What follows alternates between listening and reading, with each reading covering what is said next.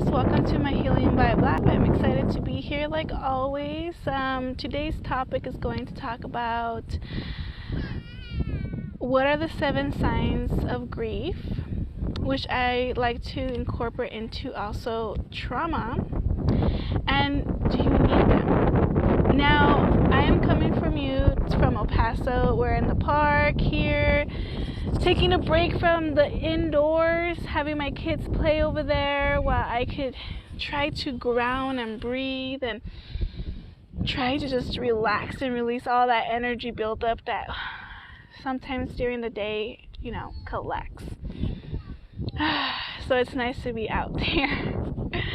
And let me know if you're coming, watching live or replay, okay guys? I would like to know.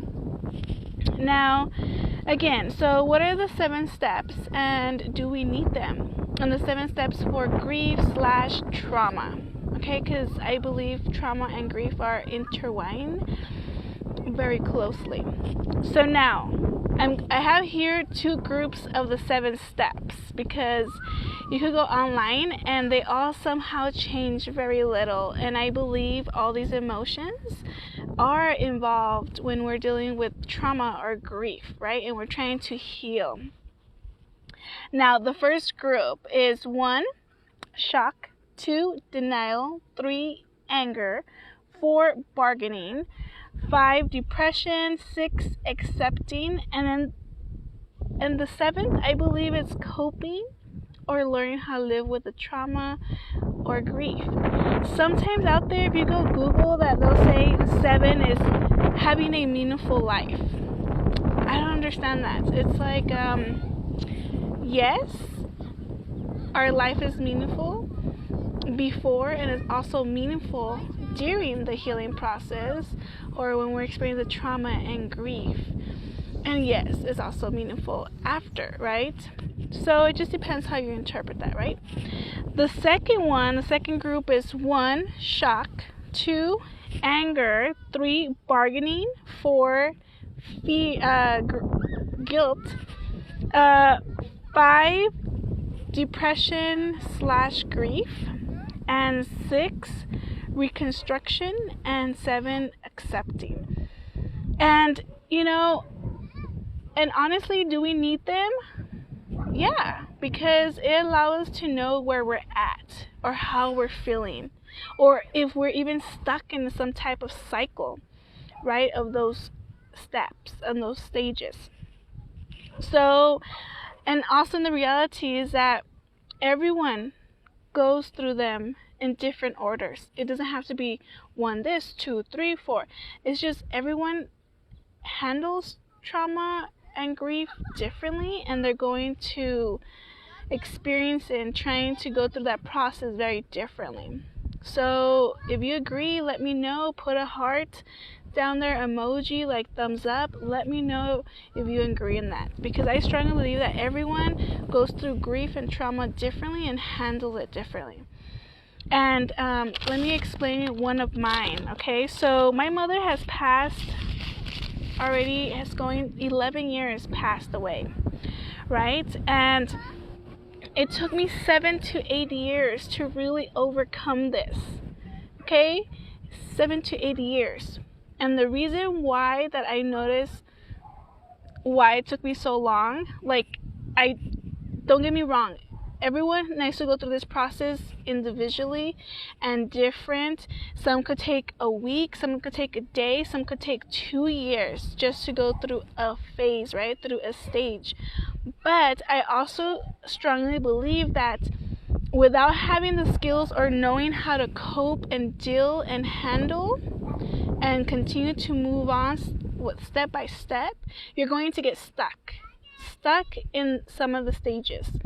And this is why it's good to know the stages, because you will know if you keep going back and forth from stage to stage instead of continuing your healing process in your own pace, okay? So when my mom died, I was bargaining before she even died, okay? She had cancer, guys. She was suffering pain. She was miserable. And I was talking to God. I was like, hey, if she's gonna survive, then let her be in pain just for a little bit more until she heals.